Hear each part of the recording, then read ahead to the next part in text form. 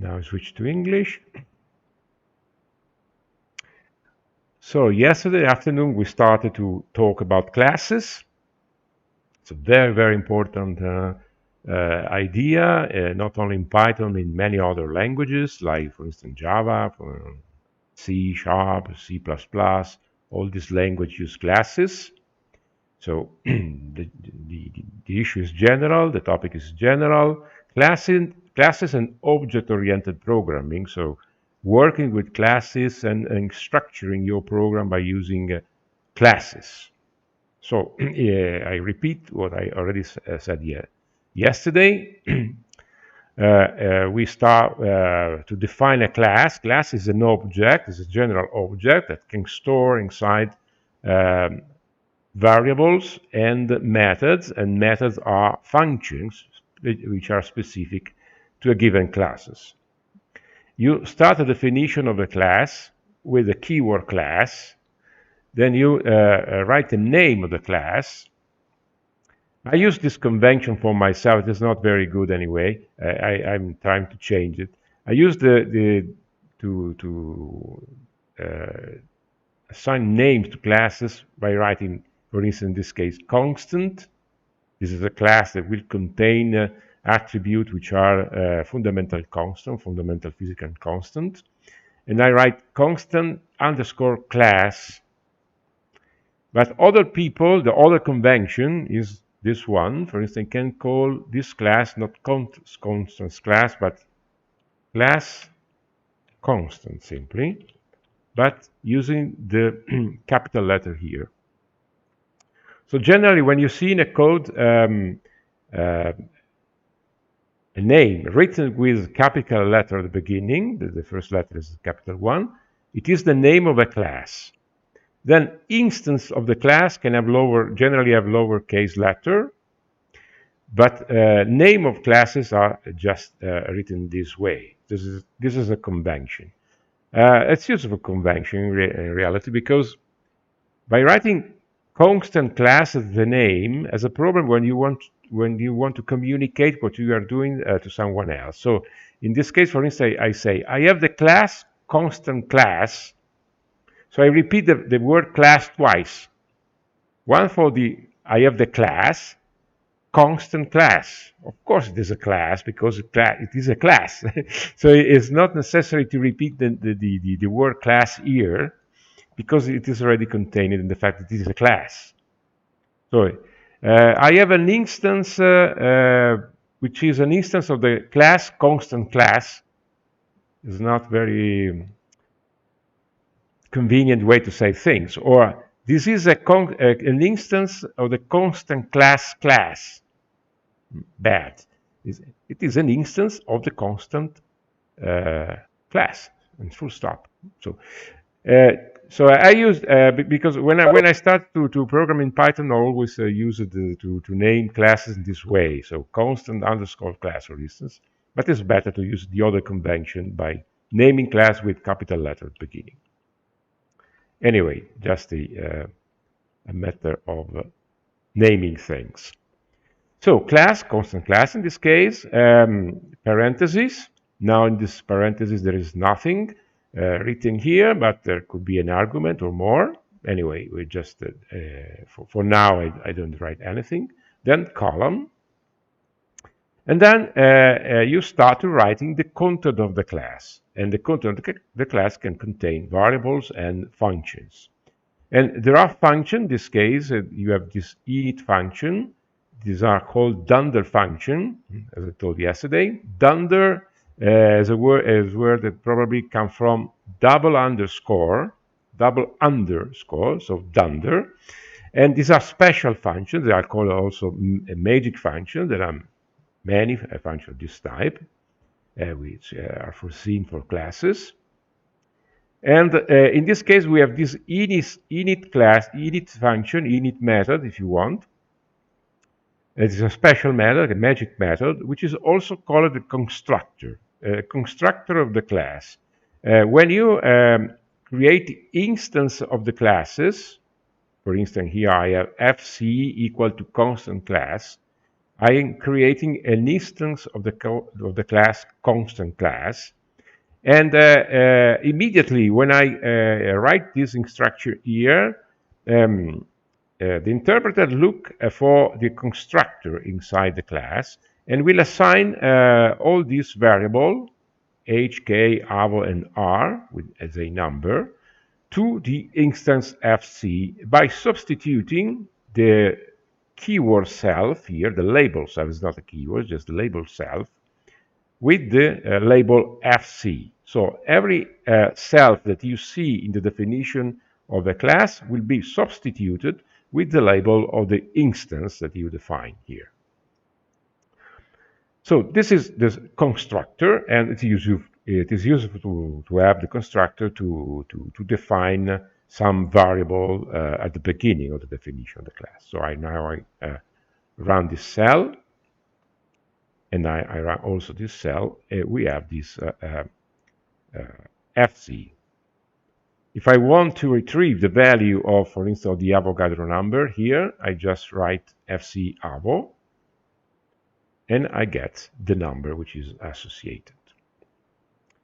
The Avogadro number itself is not defined outside the class. For instance, if I write here simply avo without writing fc.avo, I will get an error. So the name avo is not defined. It's not defined in the namespace of our module. What is defined is fc avo, not avo alone. So my Avogadro number is a constant which is stored in my class, in my instance of the class fc. Okay, I can delete this one. And we can also incorporate our instance fc inside function. So I can define a function func that simply print the Avogadro number. So I define the function this way. And you see that you have fc.avo in the printing structure. Then I call the function, and the function will print the Avogadro number.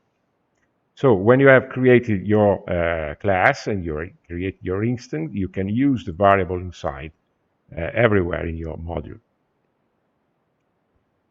Now, I add here some methods. Generally, there's a good practice to work in this way. You have stored some constant, some variable in your class, and you want to use your constant or in other places of your script, in your module, in your program, and so on, in your functions.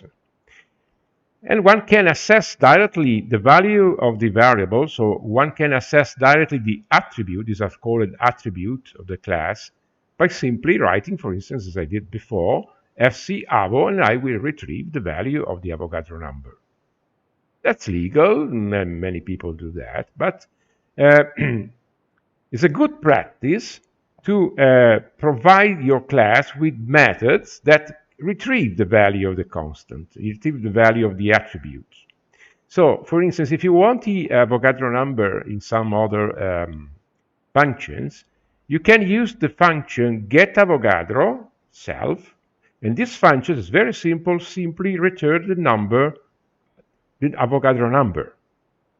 So instead of assessing directly the attribute, you use a method. This function is a function inside the class, so we call it a method. We use the method getAvogadro to get the value of the Avogadro number.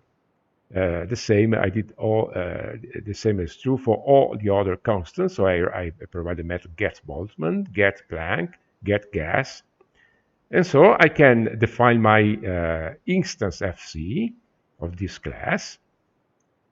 And now, if I want, for instance, the gas constant, I call the method getGas for my constant. So I get getGas with fc dot getGas.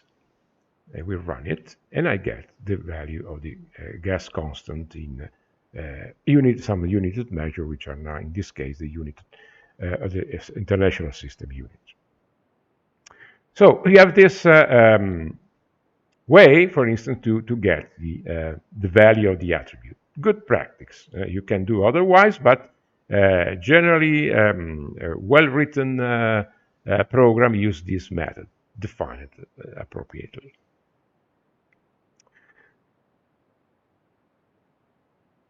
I can do that and add another method. So here I the same class with the same attribute, the same method as before, but add this other methods, get constant, self const. Now this method accepts an argument, which is the name constant, so a variable, which is a string, and then the method works in this way. Look at the value that you provide with const in the variable const and see if const equal Avogadro, then the function, the method, will return the Avogadro number.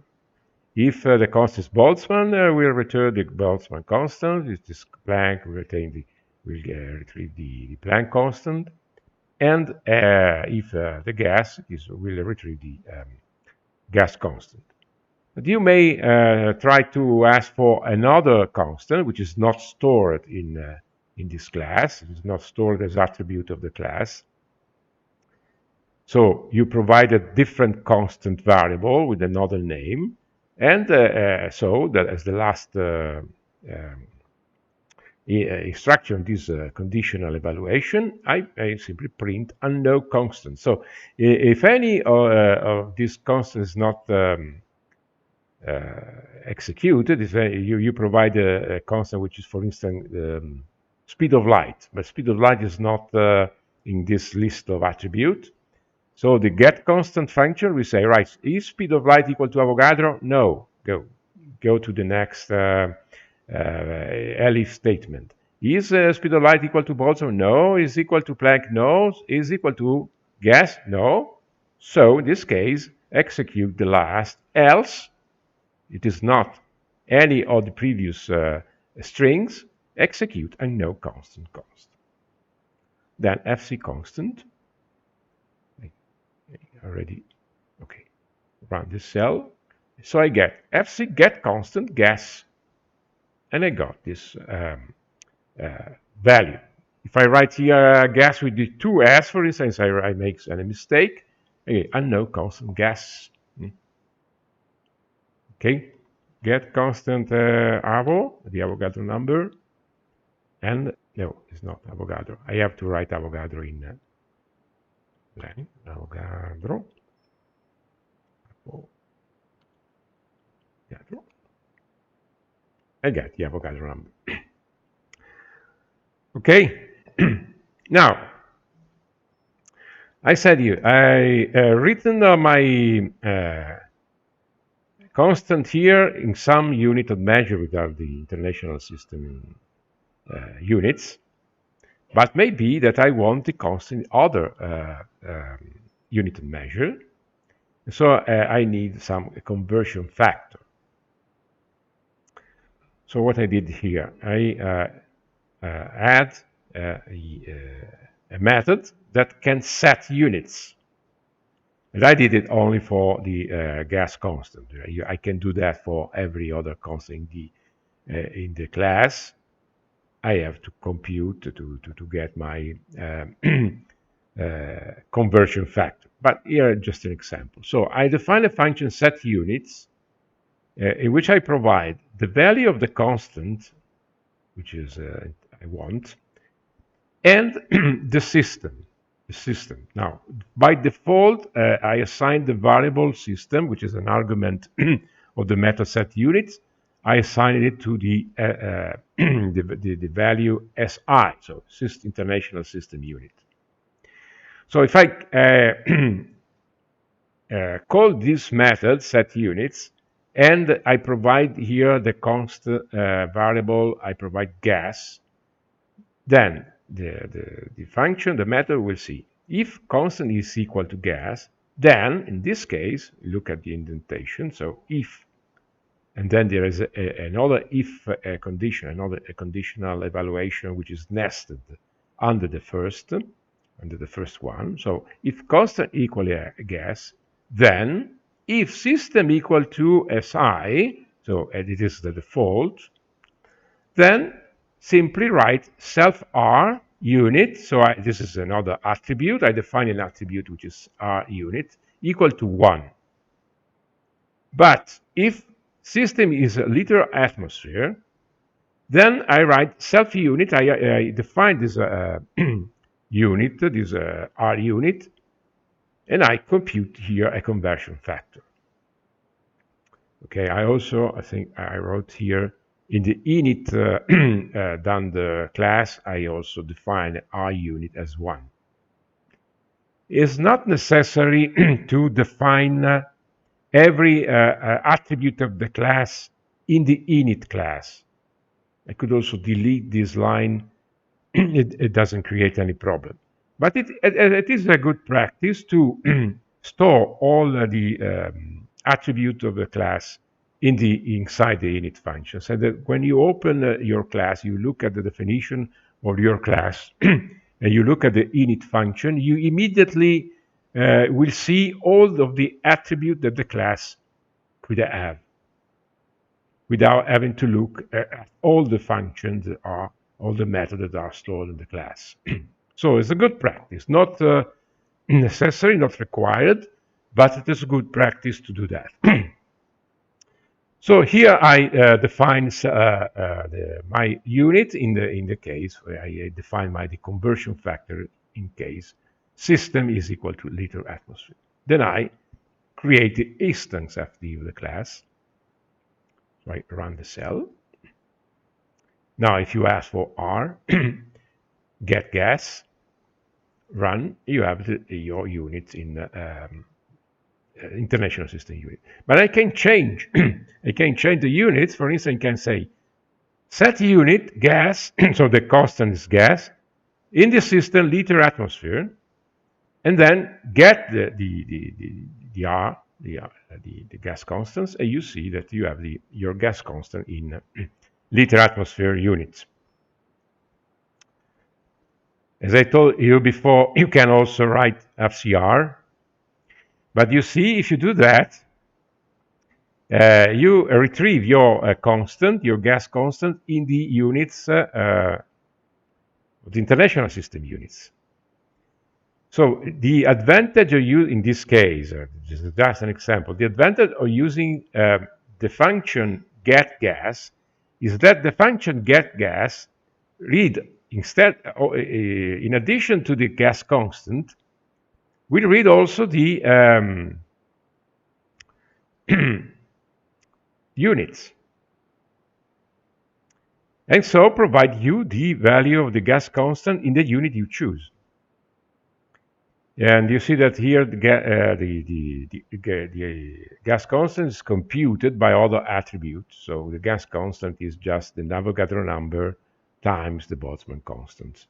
And so if you retrieve directly, you assess directly the attribute of the class for the gas constant, you get just this number in international system units.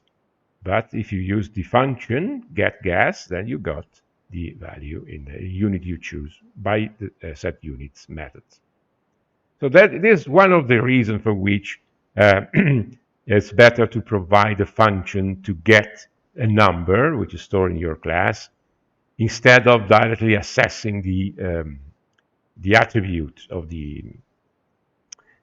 your class. Because in your get function, your get gas function, you can add other instructions that depend by other attributes, other things that you may implement that provide you exactly the value that you want, which are not automatically stored in the attribute, but the attribute is modified, is elaborated by the function itself.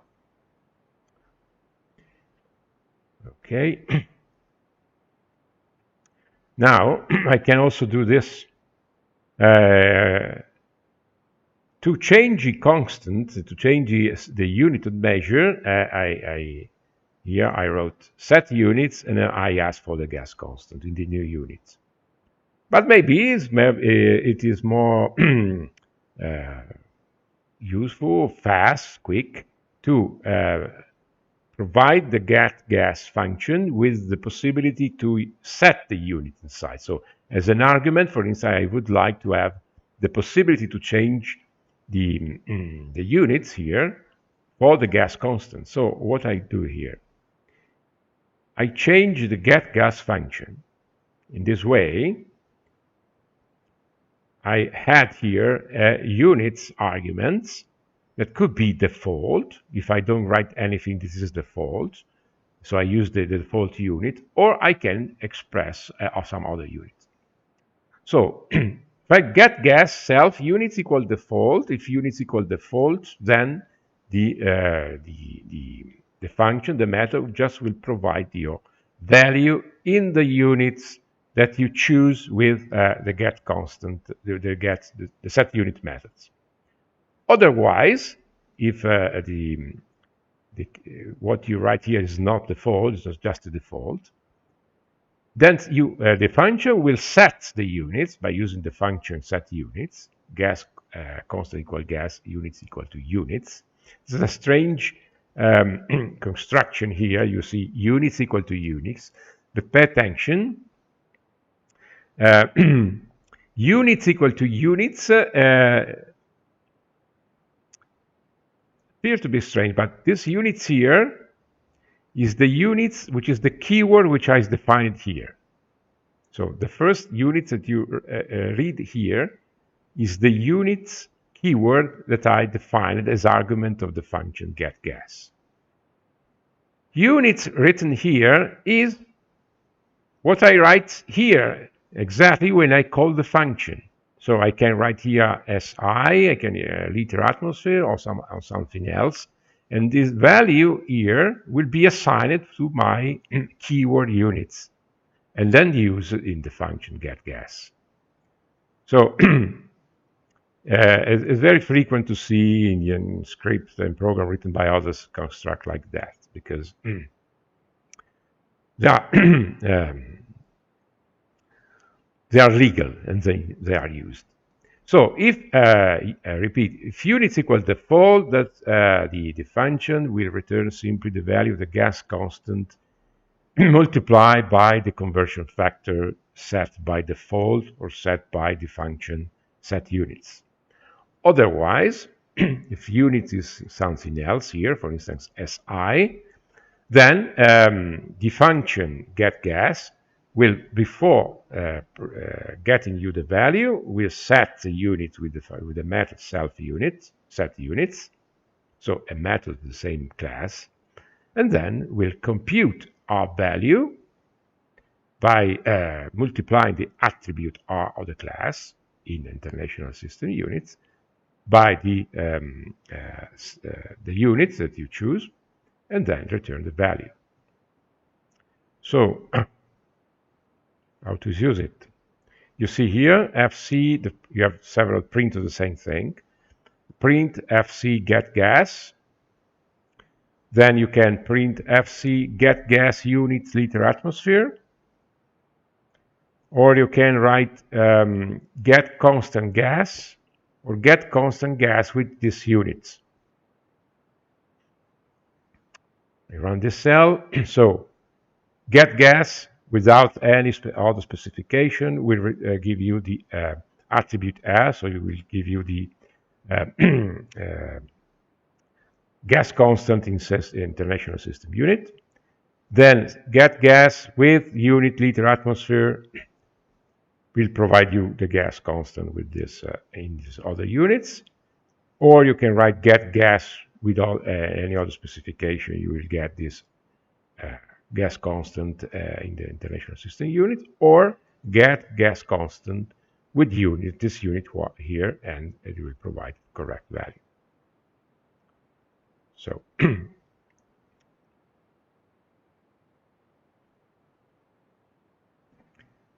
but of course you can also do in this way. You can even in this implementation you can still set the units in this way, using the method sets units, and then getting the gas constant in this way with the function getGas. Okay, is it clear enough?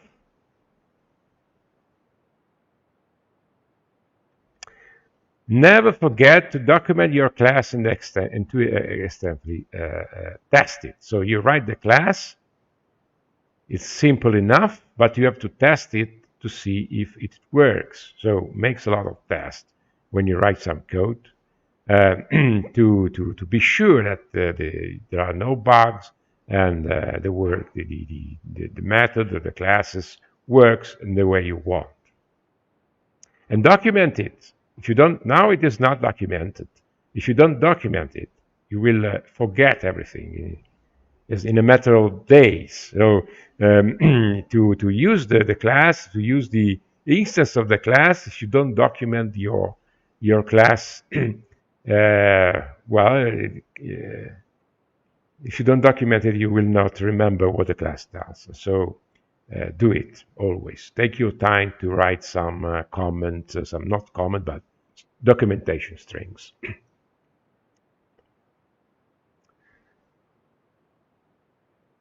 Okay, so this is a more general class. Is of the same type of the class we used above, but I add also here a method set value. If you want to store values that must be used globally by other functions, for instance, you can store your variable as an attribute of a class. So, for instance, you have some parameters that must be set in your program, and so you can, for instance, create a parameter class, and then you can create instances of this parameter class. So here a very simple class with only one attribute. So the variable par, self par equal val. When you create your class, you can set an initial value for this parameter. Here, when I created a constant class, you see that the init done the method has only the keyword self. It will be substituted by the name of the instance, but no other argument. So when you call the class, you don't you call the class in the way that you create an instance of the class. You don't provide to the class any argument. But if you write a class in this way, so you provide an argument to the init class, this must be specified or could be specified in this case when you create your instance. In this case, there is a keyword val. So the argument to the Dunder function init is a keyword argument. So you can provide a default. So you can create your parameter class, your par instance of the class, by specifying nothing. For instance, if I write here par equal to parameter class and I do not provide nothing, you see that the print value of par, the value of the parameter, so the attribute par of the instant par is par, written here, is just 1. So is this val which is equal to 1 by default. But if I write here, for instance, val equal 3, so I construct my instance by providing a value for my keyword val. The result is 3. And you can also write, in this case, since you have only one keyword, you can also simply write 3, for instance, another parameter, that's 5. And it works the same. So since the interpreter is smart enough to understand that you have only one keyword parameter as a keyword argument to your Dunder init method. So the number that you write here must be the val value. So it's not necessary that you write here explicitly val equal 5. It works the same. But anyway, it's more clear that it's more in case that you have keyword parameters. It's a good practice to write explicitly what is the parameter that you are setting. even if it is not strictly required. Now, I create my my Can I ask a question? sorry. Can I ask a question? Yeah, Uh, the first day, if I remember, that we saw the dictionaries class. yeah, It is another way to store numbers and recall. yeah, yeah, yeah, What yeah. It's is an, the difference between these, the dictionary class and this method? well, the dictionary has no as many facilities as a class. So you can use a dictionary, of course, to store values. That's good to use a dictionary to store, for instance, constant. That's perfectly legal. It's a smart thing to do. And then you have to recall the name of your dictionary, and you can access the number, the constant that you want by interrogating, making some request to the dictionary. But the dictionary does not provide you methods. So as I said before, as I showed before, you have method to getting to setting units, for instance, and you can so you retrieve the value of your constant in different unit system. With the dictionary, you cannot do that. In the dictionary, you say, for instance, your gas constant with some value, and stop. You don't have a method in the dictionary because the dictionary is not a class. You don't have method to change, for instance, the system, the unit measure that you can do instead for a class. So a dictionary are very useful and sometimes are used, but not that general and as flexible as a class is. Okay? Okay, thanks. Okay. Now, you see that here, I get a method get value, so I can also use this. Well, I write another cell here. I can get the value of my parameters, just calling the method get value, and it does not require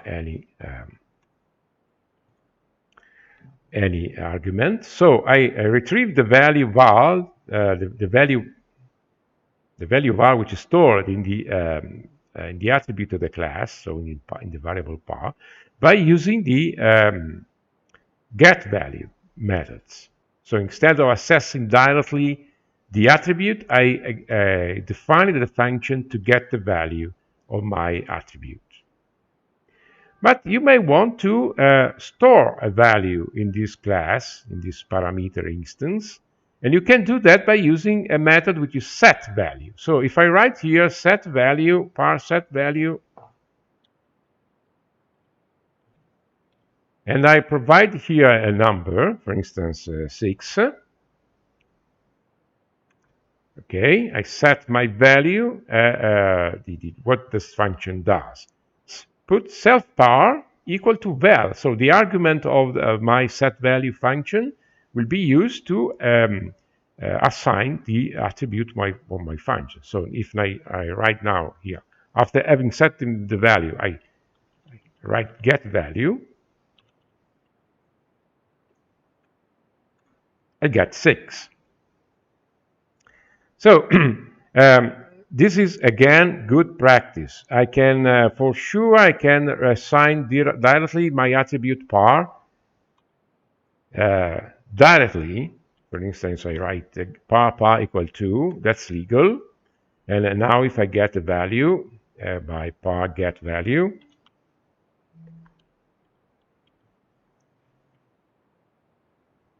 that works. So I can directly access the attribute of the class by directly as in this way as I did before. But it's good practice, again, good practice to provide methods that change the value or assign the value of the attribute of the class. So when you have a function that want to change the value stored here, so this attribute of this class, don't use a direct assignment of the type par par equal to a number, but use the method set value. That is good practice, makes your program much more readable, maintainable, and bug free in time when the programs get large. And you see, if I have a function that want to modify some global variable, you have to, as we saw yesterday, you could, for instance, define the variable at the global level. Your function could modify that variable by writing the variable in the global statement, but that at all is not a good practice. Use a class to store the value that must be used at the global level or by other function. Store the parameters that you want, or store all the value that you want to use at the global level in some class, and provide the class with method which set the value, so allows you to set the value of this parameter, and method to get the value, to retrieve the value of this parameter. That's good practice and will save you a lot of time in finding bugs into program that you wrote and then have some problems. And you see here just an example. I define a function. My function will set the value of my parameter here, my par variable inside the class, by writing par set value 5. Then we'll print the value of this parameter inside the function. And then what happened, this is the definition of the function. And then I use it. So I print, before calling the function, I print the value of the parameter before calling the function. Then I call the function and I print the parameter after I call the function. So run this and you see, before calling the function, my value is 2. The par is 2. And I retrieved it by using the function getValue. Then I call the function, and inside the function, so I previously set the value, the parameter by so that par will be equal to 5. Then I print here the value. This is 5, and after the function exits, I print again my parameters, and it's 5. So it will record the number 5, which is I set inside the function func. And you see there is no global declaration of anything inside the function func. Okay, now exercise. Here you have the factorial functions, for the function that we used yesterday. We defined yesterday to write to compute the factorial of a number. And yesterday we did that in some way by using a nested and a recursive function, and by using non-local declaration for some numbers. And I do here the same, not the same. Anyway, I implement a version by using classes to compute the factorial of a number. So I give you 5 minutes to look at this code, try to understand what this code does, and then I will show you, explain you in detail what this code does to compute the factorial. So,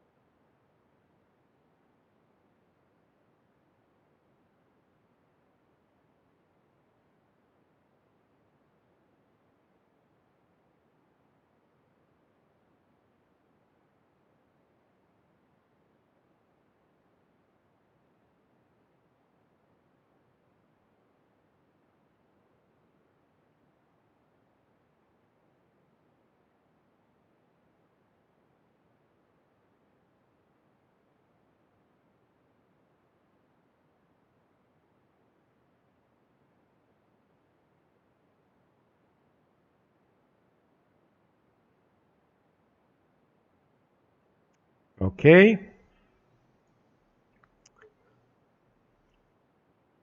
So what happened here? So I define this factorial class. I define it under init function which doesn't accept any argument. And the init just set the value self-fact equal to 1. So will be an attribute called fact, which is equal to 1. Then I wrote here a set init method, doesn't accept any argument. So just what does this set init? Just to set the value of the fact variables, fact attribute to 1, the same thing as the init does. Anyway, in fact, here the function init, the Dunder shouldn't be required, but to be clean, following good practice, I use this init function generally always in every case, and I define here all the attribute of the I will use in my class. Then I define a method which is called factorial, and it accepts two arguments. One is the mandatory argument n, and the other is an optional argument, a keyword argument prn. Just a printing option, we will see later. Just we saw an example yesterday. That's not important here. Anyway, we have this mandatory argument will be the number for which we want to compute the factorial. And what does the factorial? The factorial function is called the set init function, the set init method that simply will set to 1 the attribute fact, and then call the factorial fact function by providing the number n, the argument n that we pass to factorial function itself. And this factoract is another method which is defined below here. So the important point here is this factoract function that do the computation recursively. So what does this function do? This function will accept the argument b. So when you call factorial, call this function will pass this number n to the argument to the value b, to the argument of the function b. So at the beginning, this b will be equal to n. So the first time this b will be equal to n. And then this function simply multiply the fact attribute, which is at the beginning was equal to 1, because the factorial function set it to 1 by using the setInit method, and multiplies this fact by the same fact, the same attribute fact, times b. So the first cycle, at the beginning, this b will be equal to n, and self-fact will be equal to 1, and so the result will be simply b, that is n, because b is n at the first time. And store the results in self-fact. So the fact of the end of this first round of this fact function will be equal to n. b is n, so that will be equal to n. Then the function will decrease b equal to, reassign b to b equal to b minus 1, then check if b equal to 1, so if you reach b equal to 1. If not, do not execute return. If not, go to the else statement. So call yourself. This is the recursivity. So the factoract function will call itself with the argument b. But now b is no longer n. It is n minus 1 because it decreased the value of b. And so here the argument will be n minus 1. And this n minus 1 will be multiplied by n, because now self-fact is equal to n. Then decrease, so we have already n times n minus 1. So b is decreased by 1 unit. It is checked, it is equal to 1. Otherwise, it is equal to 1. The function returns. Otherwise, to the next cycle. So call yourself again. And at the end of all this cycle, the function will call itself a number of times until it reaches the value of 1. And at the end, the variable self-fact will be equal to n times n minus 1 times n minus 2 times n minus 3 till to 1. That is, it stores, this variable restores the value of the factorial. Then the function return, in this case, because we reached b equal to 1, so the statement here is true, and the conditional evaluation, so stops here and return. So the control, the flow, will be returned to the factorial function, and we'll go to the next step. The next step is a sprint state, is a conditional evaluation. Check the value of PRN, which as default is simply false. So does not execute the factorial of this number n is the value we got, but return the value of the factorial. So the attribute fact, which is indeed the factorial. Then I create an instance of the factorial class. So define the class, then create the instance, and then use the instance, in this case with the PRN factor equal to true, and you get the value of the number 8. You see the difference, if you remember, with respect to the function as was defined yesterday. Yesterday also I used a construct like this one, but I used the non-local statement for defining, for declaring for to bind the value of the variable fact and n to something that was defined in the main function, in that case the factorial function, and they were modified by the factorial rec function. So here I don't use any binding, any non-local or global statement at all.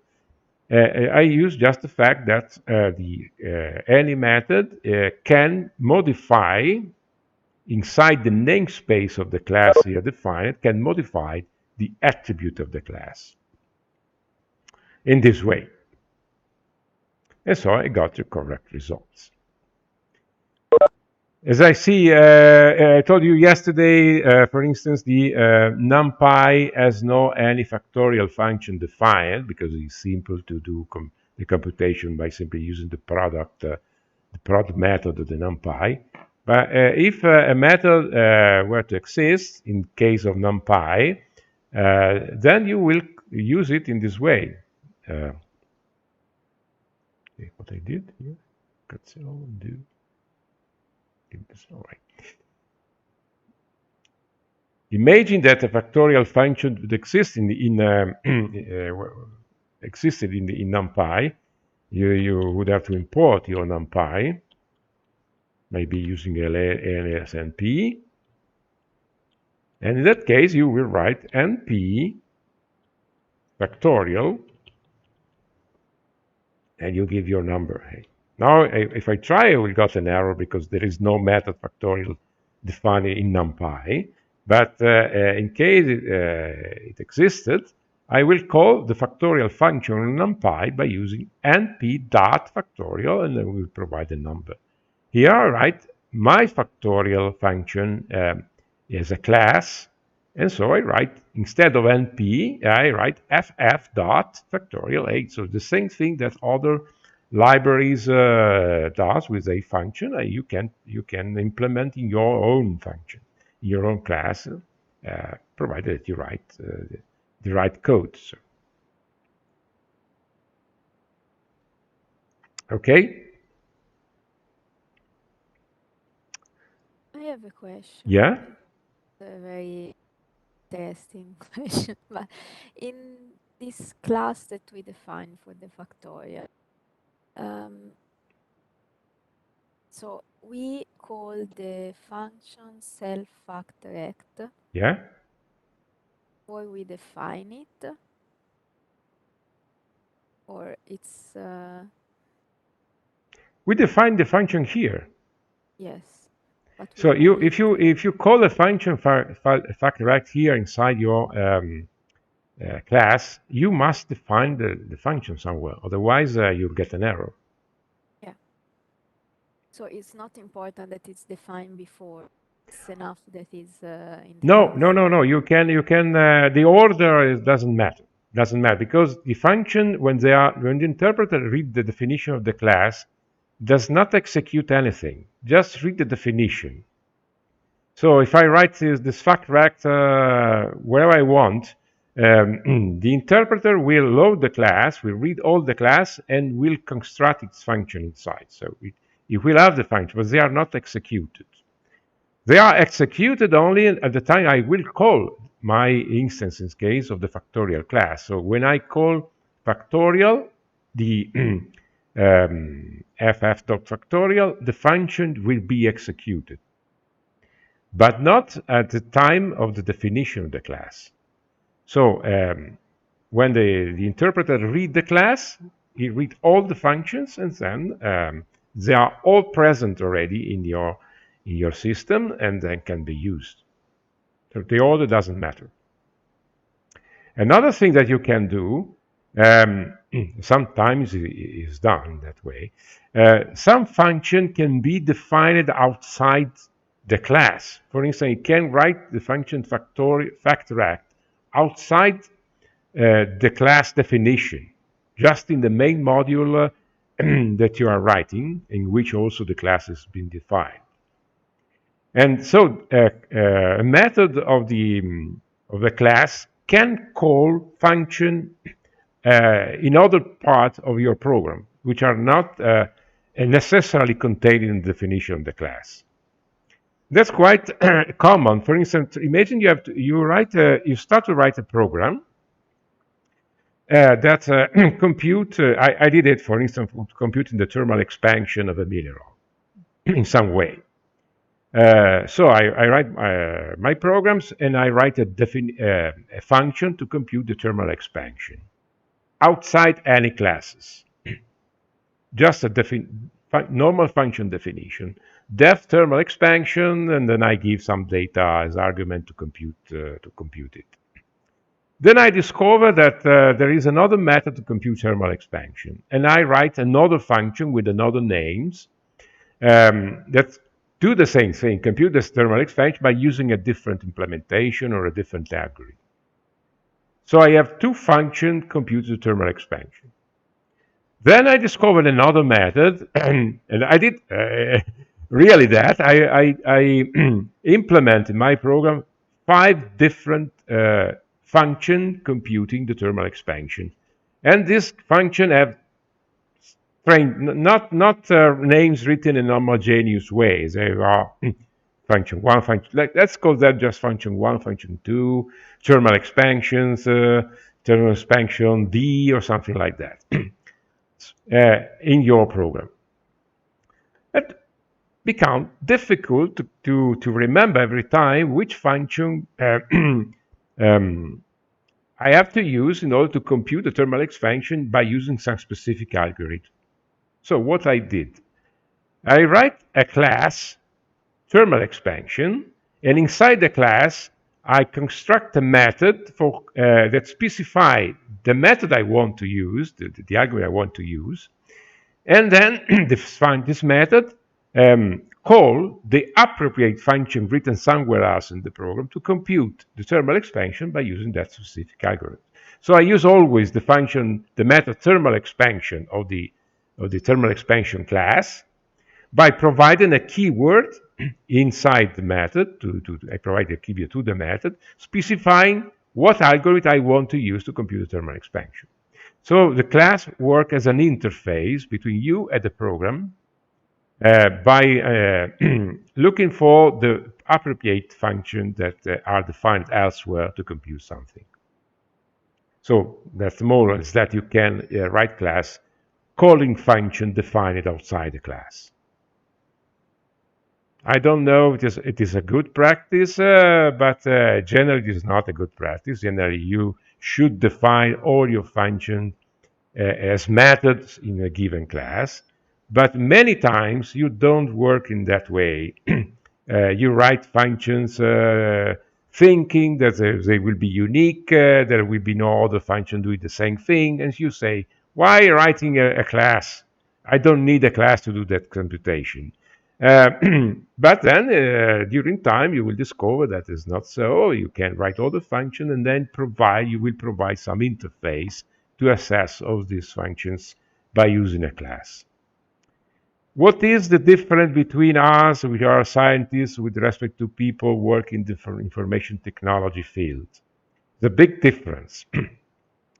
People from information technology field that advise you to use good practice generally work in this way. You give them some problems. You say, I want an application that takes this data and provides some output formatted in some way, making an elaboration like this.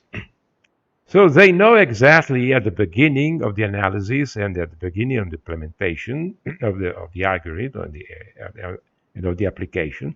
They know exactly how the input will be structured, what will be the nature of the input, and they know exactly what is the output that you want. And so they are all the time to make an analysis and writing a program that exactly do the things that you want in some way by using good practice and so on. As scientists work differently generally. You think that you will deal with data written some way and you want to get some results. And then you start to write your program doing that. But then after the week, you'll discover that you can retrieve data for input data from another source and they are written a different way. And maybe that you want to compute, to elaborate your data in a different way, which is different with respect to imagine before. You discover that you want your output data to be formatted in other ways different from the first your first thought. And so your program changed time by time because the environment change the input data changes in shapes. They could have different shapes.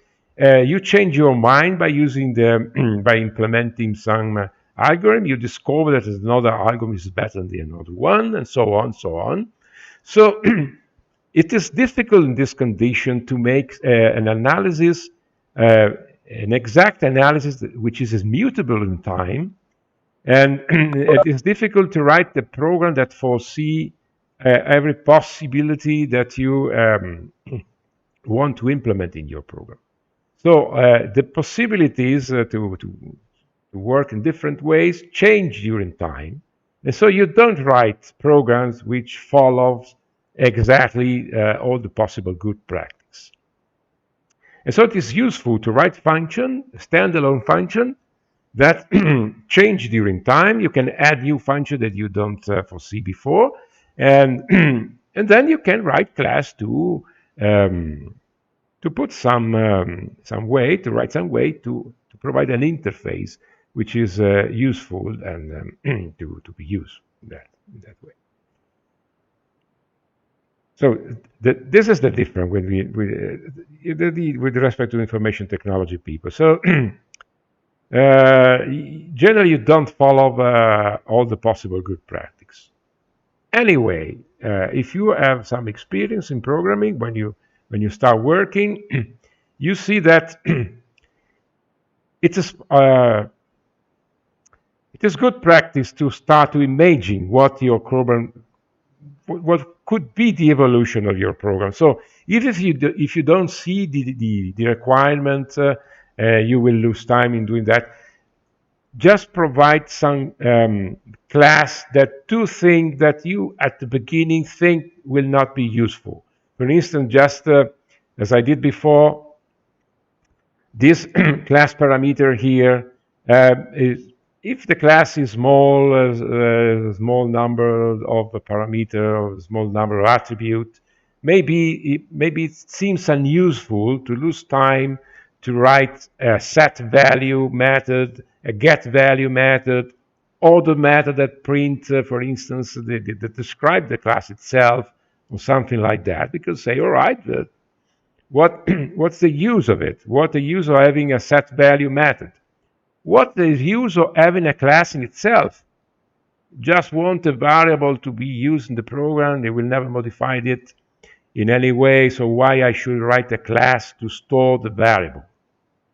Well, maybe you will not use this variable in strange ways, but maybe not. So it's better that at the beginning you things like a good programmer. So you just provide your class, storing your parameters, and you just provide your function because they will turn useful. Maybe they and very probably will be turned useful at later time where your program will became complicated.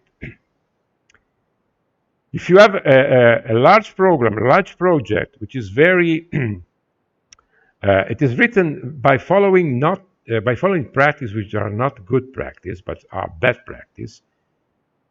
It will be hard for you to modify it at a later time. There is a rule that says that after 6 months that you have written a program and you look at the programs, so you look at the code, you want to modify the program, you look at the code in order to modify it, you will not recognize anything. You will not know why. It is as if the program was written by someone else, because you cannot understand why in that time at that time I implemented this function this way. You have to study it a lot to try to figure out what you did, what you thought when you write some function in particular way. After only 6 months. So imagine you write a program the day and the next year you want to modify it. You say, "Oh, it's easy. I already wrote a program to do this computation. I want to do another computation that is simply the modification, the last computation I did." So I already have a program. Then you open the program, you look at it, my God, what I wrote now. What is written here? Why I define this function that work in this way? I don't. So it's better in that case if the program is bad written by following practice, where not good practice. It is faster for you to write it again from the beginning, from scratch, than to try to understand what you wrote the year before. Instead, if you follow good practice, it will be easy to implement your program with modification, useful modification, because you can understand better what is written there. So try when you will try to write something, you will recognize that I have it is so. I have experienced this in this in this direction. So I wrote program in the past, and then now I look at this program, I don't understand what I did. So I cannot modify that. There are also programs which are not so-called not robust. The robust adjective for a program means the precise term. A robust program is a program for which if you change something in one place, you don't break the program. If you change a function, a robust function is a function that if you modified it, all the other functions which are implemented in the program will still continue to work the way they did before you modify the function. A not robust function is a function that if you modified it, other function will start to provide you errors. If you followed good practice, it's easy to write it's not so easy, but anyway, it's easier to write programs which are robust. If you don't follow good practice, it's very, very easy to write programs which are not robust. So you will change the code later time, and you get errors. So follow good practice. Anyway, you have the time to do that. And you should always find the time. It is not time lost. So another argument concerning the class, which is very important, it is inheritance. Classes may inherit methods and attributes for other classes, other more general classes. For instance, here I wrote two classes. A class, method class, very simple example, anyway, just to show what happened. A method class that has no, in this case, I didn't write any init constructor, no matter. This class contains only a method. It is the compute method. It does not take any argument, you see here. It could, but it doesn't take any argument. And this class will return two values, self x and self y, multiplied by them. And you see that this attribute x and y are not even defined in the method class. So if I, for instance, define an instance of this method class, and I try to use the compute method, I will get an error in this case, because when try to compute, the interpreter will try to make a multiplication of two attributes of the class which are not defined. So the method class cannot be used as these. But I define here another class, which is data class. I call it data class. And you see that now in parentheses, I write something, not as before, which I didn't write nothing. I write something. And what I write here is the name of the class, method class. So this data class will inherit everything which is contained in the method class. In particular, will inherit this compute method.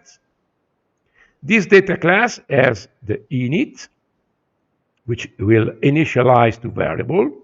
And so when I call the class, I have to provide value of this variable is xini and yinit, and they will assign it to the attribute x and y of the class, of the data class. Then I also provide two methods for setting the value of x and setting the value of y. Then it is not written here any other method, but since this data class inherits from method class, there will exist a method which is called compute, that which belong also to the data class, and which does the multiplication of the two self x and self y, which is defined now by the init class here. So I run this cell, and now I use it. I create two instances of this data class. One is my data 1, and the other is my data 2.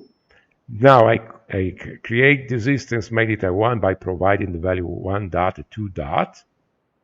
This will be the argument of the init function. So I will have x equal to 1 and y equal to 2. And my data 2 will contain x equal to 3 and y equal to 4. Now, I just define these two instances, and I use the method compute. I repeat, the compute method is not in data class, or at least it is in data class, because the data class inherits the method from the method class. So, my data compute 2, just compute the multiplication of 1 and 2. My data 2 compute 12. 3 times 4 is 12. So you will get the number by the method compute. You can set a different value for the x variable in my data 1 by using the function set, by using the method set x. So this method here. And then I run the cell. I set x to 5. And I multiply by 2 because the y is still equal to 2. And then I print the attribute x here, which is 5. My data x is 5. My data 1 compute the product is this here. Okay, now an exercise. This is just an example, not very useful class anyway, but here is another class which is more useful. This can be used for statistical purposes. So code a class system by using inheritance that compute average and standard deviation of a data set. each data set being a different instance of a data class. So I create a class that can store a data set and make some computations. And you see, right, now I decrease zoom so that you can see everything. Okay, just get too small, you can see anything. So I give to you some minutes, let's say 5 minutes, to look at this class. After 3 minutes, I will scroll the monitor so that you see also the other data class that inherit from that class, and trying to figure out what this class does.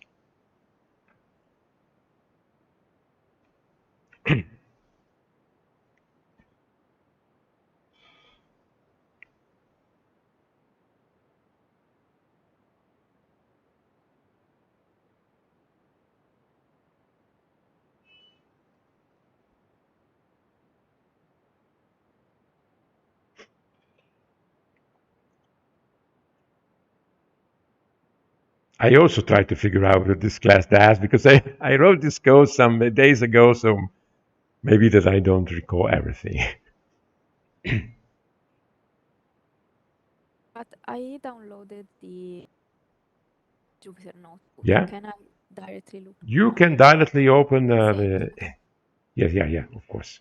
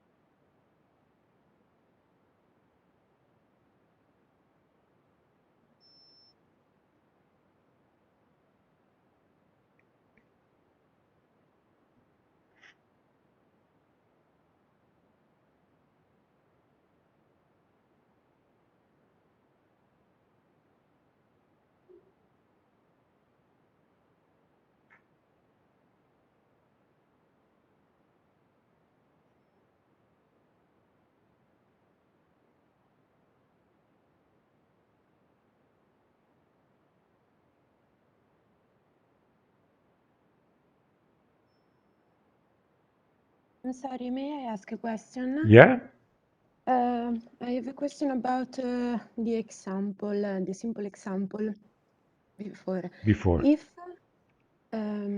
yes, if my method class needs some elements that I define in the data class, why do I put method class inside brackets for data class and I don't do the opposite, putting data class inside method class Good question. brackets? You can do. In this case, I construct things in this way. Data class inherit from method class, but I could also define data class as the most general class, and then the method class could inherit from the data class.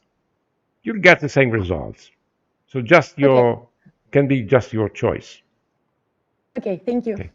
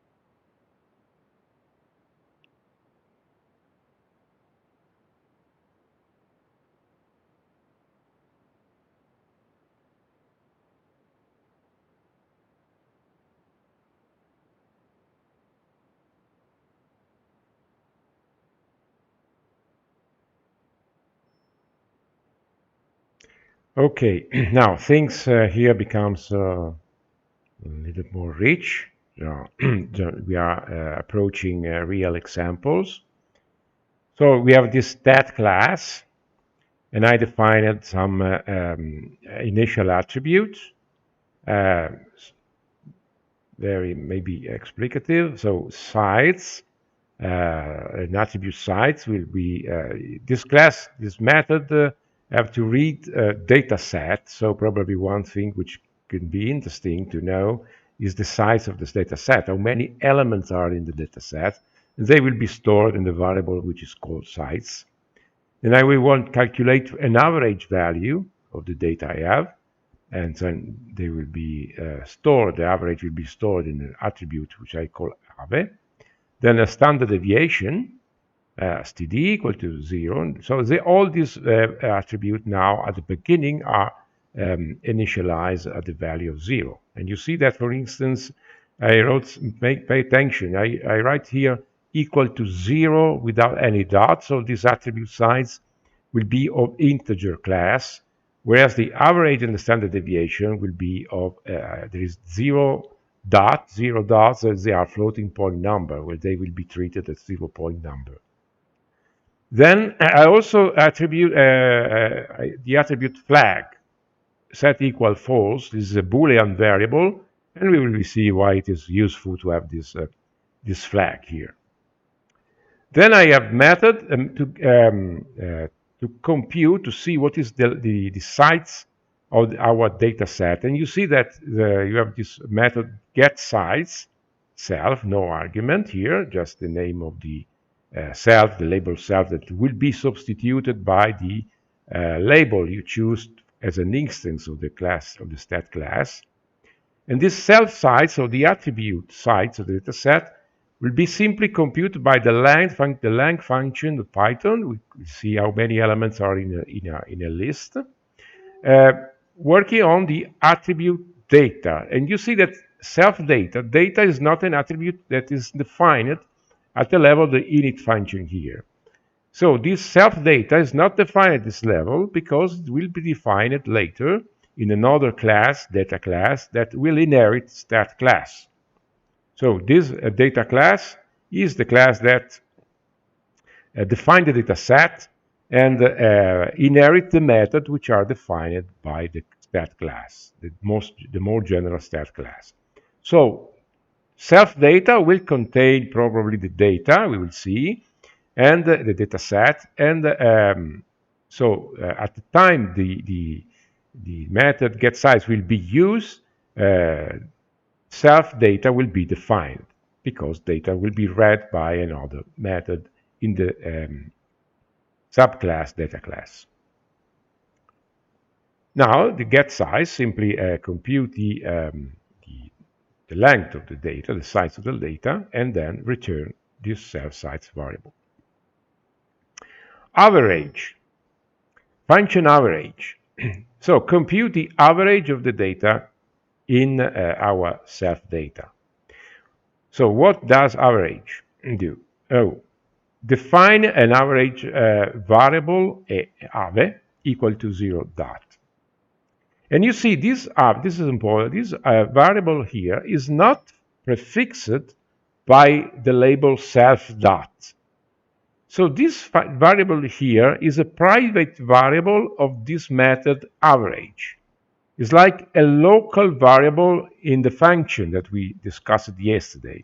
So after the average function, average method will finish and will return the control to the larger to the environment, all the private variable defined inside the function will be deleted, will be destroyed, because they are no longer needed. So these are our private variables. Ave equal to 0 dot, so it is a float. Sites, to compute the average, we have to make, obviously, the sum of the elements in the data set and divide by the size of the data set.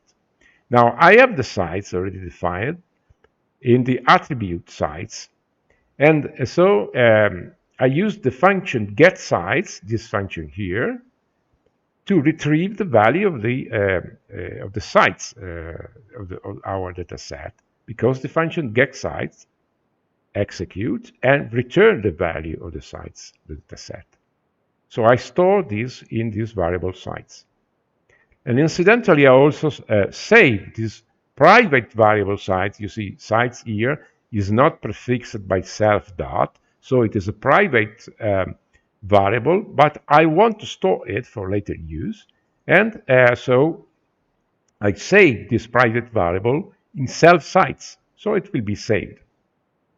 So to have the size of the data set, I not necessarily have to run before getSize by myself.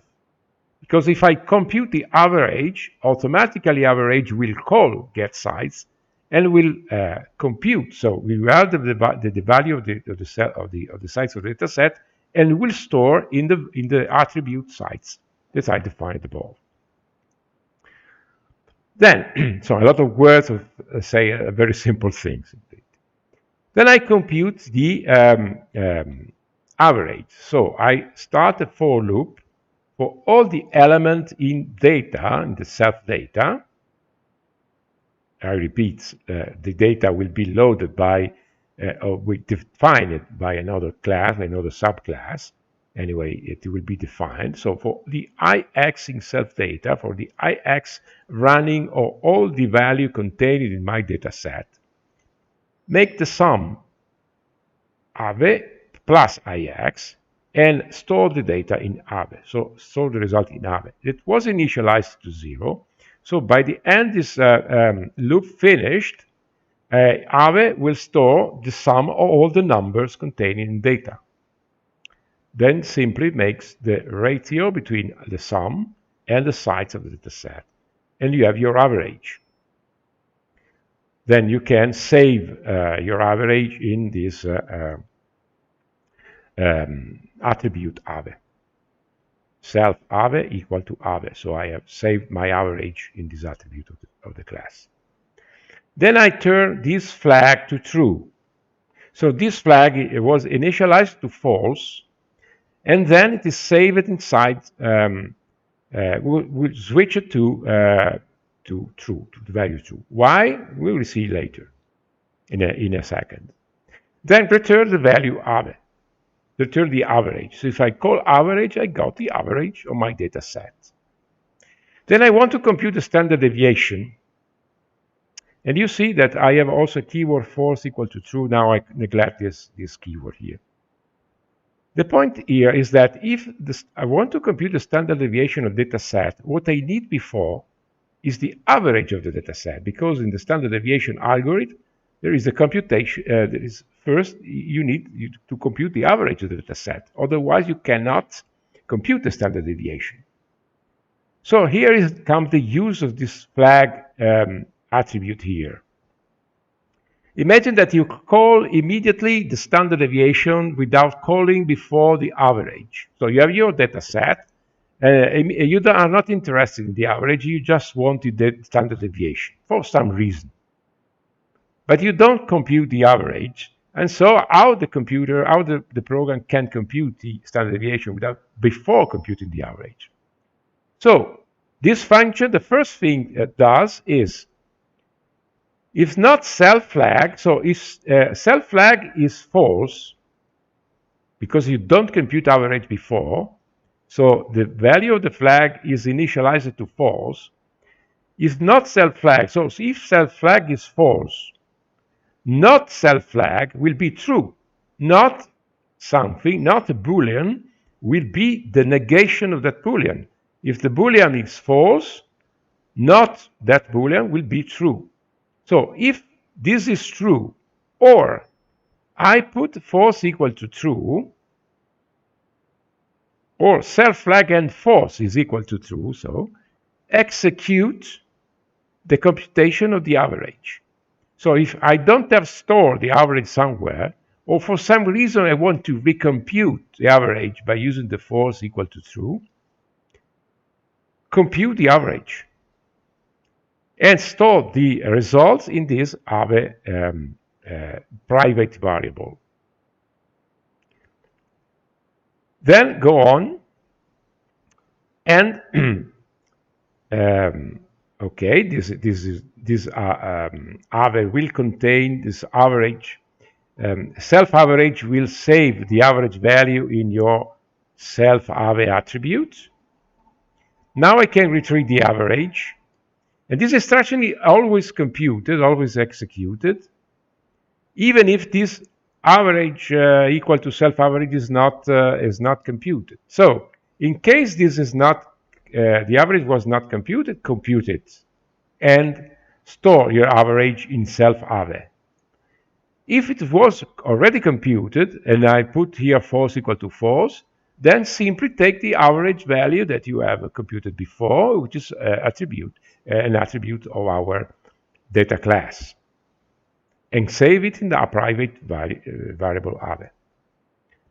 We also have the sites, because average compute the sites, get the sites, and save it in this self-sites variable, which is now transferred into the private variable sites, and that starts to compute the standard deviation. In what ways? Well, very simple. I define the private variable std, initialized to 0. Then for all the ix in the data set, in your data, compute this the difference of your data with respect to the average squared and sum to the variable std, and reassign the value of std in this way. So at the end of this computation, we have in the std variable the sum of the square of the difference of each number in the data set with respect to the average. Then you divide by sites minus 1. You divide your std by sites minus 1, as usually done for computing standard deviation, and take the square root. Taking the square root can be written this way. This number to the power 0.5. 0.5 is just 1/2. So this is the square root of this number here. And save your standard deviation in self-std. So save in an attribute of the class, and return the value of the standard deviation. Then I also provide here a describe function, a describe method, that if the flag is false, so I didn't compute any standard deviation, didn't compute any average, then compute average and standard deviation. After, if flag is true, then proceed to the next instruction. Let's just print an instruction that will print the size of the data set, will print the name of the data set, the size, the average, and the standard deviation. Then I have the data class. data class will inherit all the method from the stat class. So data class is a subclass of stat class that inherits stat class. So all the method defined above as an init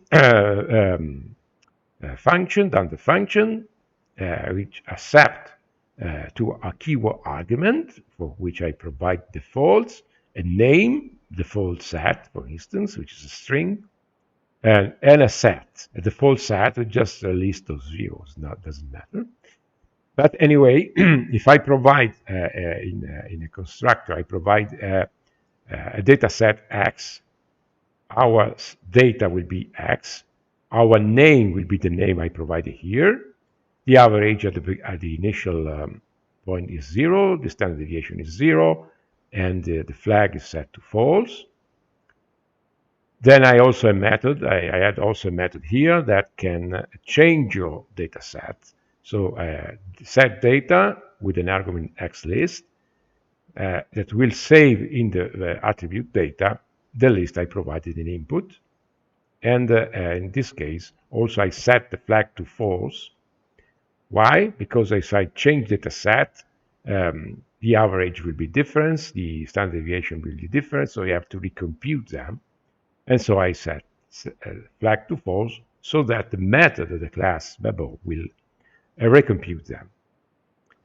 Okay, so then I run this cell, and this cell will execute by defining, reading the class definition and defining them. Then I have create a very small, very short list. X1 could be one data set. X2 can be another data set. Then I I create instances of the class. There are two different instances. An instance set1 of data class.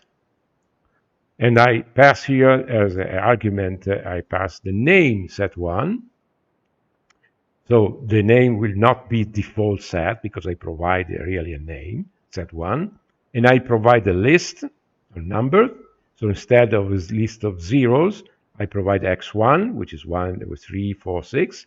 And for x2, the same things. I create the instance set2 of data class with name set2 and with this list, x2. Then I can run, for instance, set1 describe. Set1 describe what will do this operation. So set1 describe will call this method here. The flag is false because at the beginning, when I create my instance, the flag was set to false.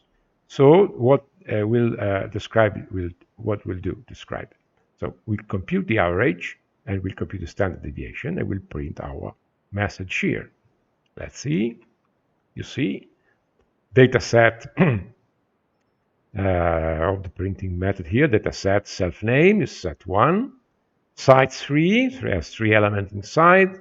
The average has been computed. Now it's 4.33. Standard deviation 1.53. And the same for set2, set2 describe.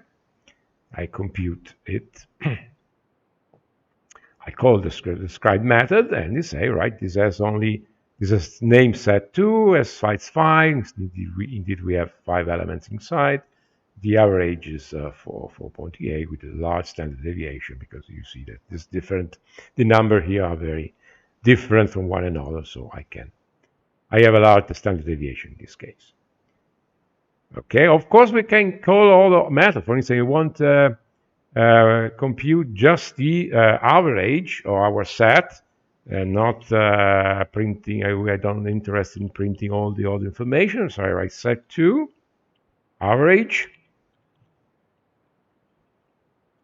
And the result will be 4.8, which is exactly this number here. So you can use what method you want in your data class. Then I can reset my data set by using the Segdata method. And so I change my list. Before was 3, 4, 6. Now I call my list 1, give a list which is 1, 1, 5, 1, 2, 0, 8, 0, 95. And then I want to describe it, run it. Name didn't change, it's always say 1. Now the size is 5, 1, 2, 3, 4, 5 number in it. The average is 109, the standard deviation 0.27. Okay? Now, I can do this. This is the last things I tell you this morning. Right? I can arrange all my data sets. Now I have, for instance, 3 data sets.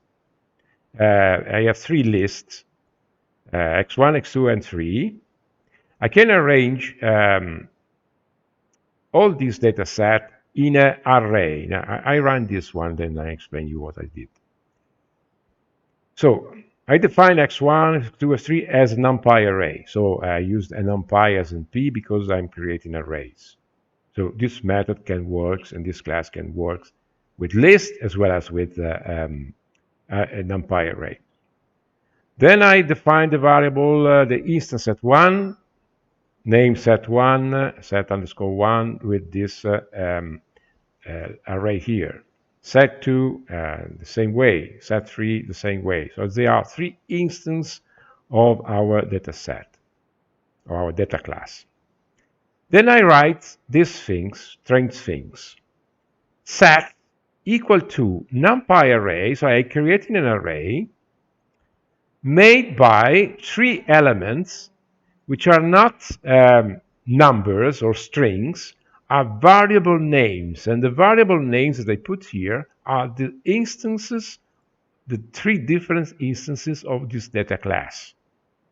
So before defining the instances, then I collect all the instances in a list, and I pass this list to the function npArray.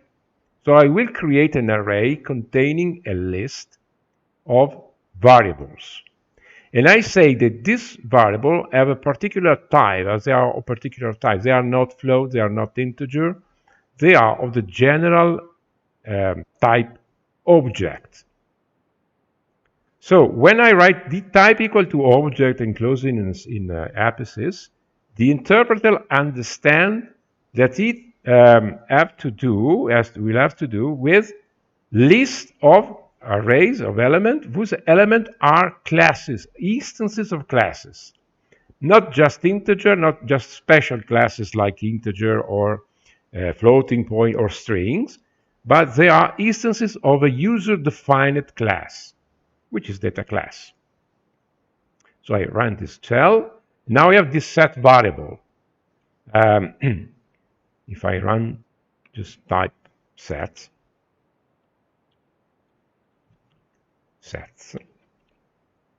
you see that as a normal arrays, a numpy arrays, I can print sets.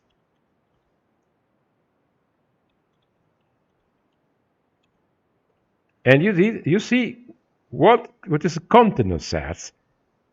And you see that there are 3 objects inside, which are instances of the data class. And here also you have a strange string object act. These are location in memory where this element of the sets sets are stored. Could be any useful information for information technology people, not for us anyway. There are 3 objects which are instances of the data class. Now I can call, instead of writing set1 describe, set1 is an instance of data class, so it has a method, and for instance it has the method describe. Instead of set1 describe, I write set, and I gave the index sets1, as I've been referring to this array, and I look into the second element of the array, which has the index 1. So remember, the first element as index 0, the second element index 2, index 1, and the third element at index 2. So if I write sets1, I'm getting the value set2 here, and I ask to describe it. And you see, set2 is indeed set 2, set underscore 2, has 5 elements in it, and this is the average, and this is the standard deviation. So you can create numbers, the large numbers you want of instances of the same class by providing different value for the argument, and then you can organize all your object in arrays. So it is very compact way of storing data.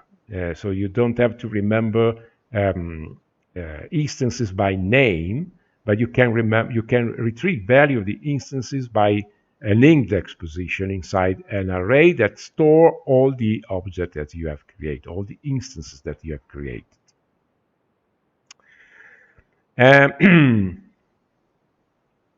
Okay, now I stop here, and this afternoon we'll continue in this notebook with something which arrive at the end and the strange set of instruction. It is the same instructions they put in the introduction of the course by saying that this is some esoteric code.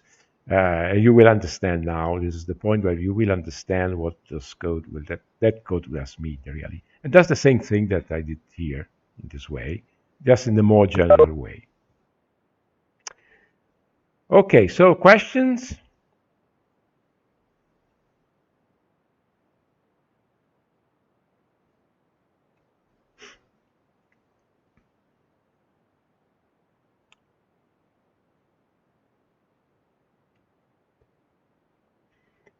So if there are no questions, good lunch, and we'll be back at 2 o'clock. All right, goodbye. See you later.